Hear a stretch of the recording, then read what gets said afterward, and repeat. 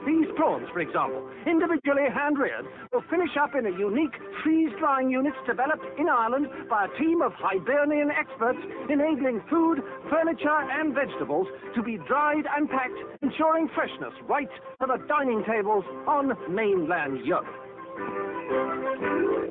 But in all this hurly-burly of modern Irish living, symbolized by these thrusting space-age skylines at Connemara, where can we go to find the peace and happiness that sensitive people sometimes yearn for, far, far away from the stress and tension of that frenzied Celtic world?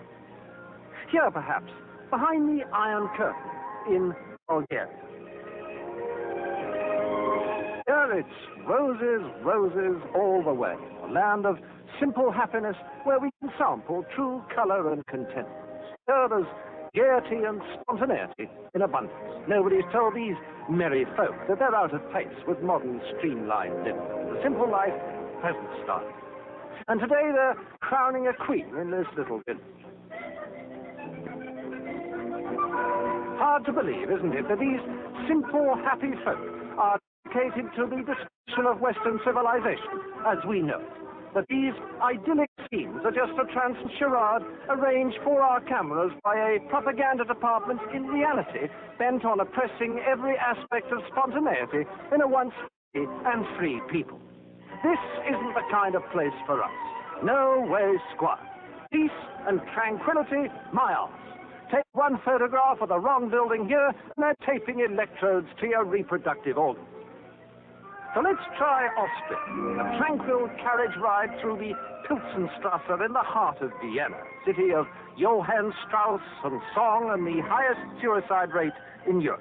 For here, among the glories of the old Austro-Hungarian Empire, they're topping themselves at the rate of knots. No wonder old Siggy Freud set up shop here.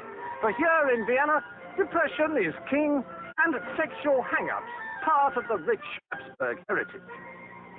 No, if you want a carriage ride, why not try New York? A buggy ride through sunny Central Park. Because you'd be shot, mugged or raped before you were halfway across. That's why not.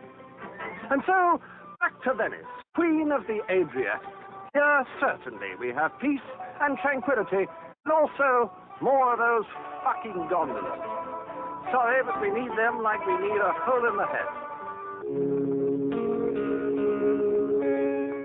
This looks like a paradise, though, an ultra-modern sun-splashed shoreline, a pleasure-filled polyglot playground for the Western world. Yes, Acapulco.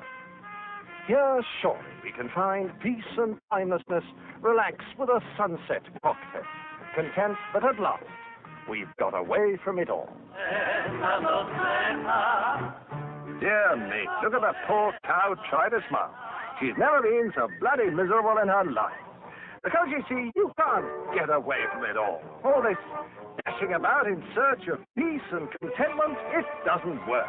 Wherever you go, you take your problems with you. There's no escaping it. A man can run and run for only so long. Then he's got to stop, face himself, ask himself the eternal question. What am I doing here? What's it all about? Is there a God? An all-powerful intelligence directing our existence here on Earth? Surely evidence is against. So how do you face the existential terror, the hopelessness, the dark corridors of one's mind, the yawning, black, meaningless abyss they don't tell you about in the brochures? Oh, no, my friend. There are no package tours to despair. It's a one-man journey, and you pay for it all your life. Don't you feel that? Sometimes in the small hours in the morning, don't you want to cry out, what am I doing with my life? Oh, I'll tell you what I'm doing with my life. I'm sitting here doing commentaries for these awful, bloody films, these cheapo rip-off fillers, written by some public school twit too half-witted to get a job in advertising. And you know something? You know whose fault it is? You lot. Yes, you so-called cinema patrons. You sit there stuffing your good faces with chocolate peanuts, gawping at these dreadful films. Well, why do you put up with them? You could stop them tomorrow if you had the guts to go to the manager and say, why do you put this rubbish on? Well, I'll tell you why they put this rubbish on, incidentally.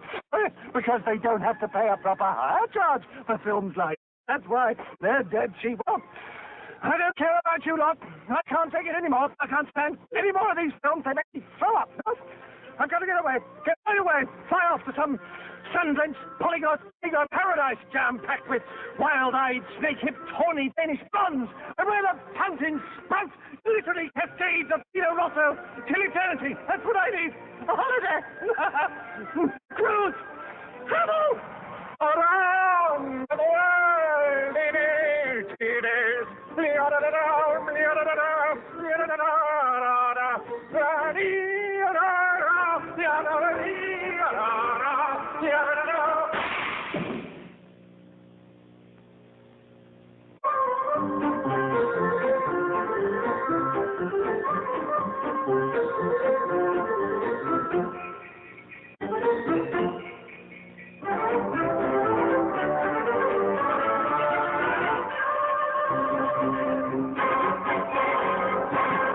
Yeah.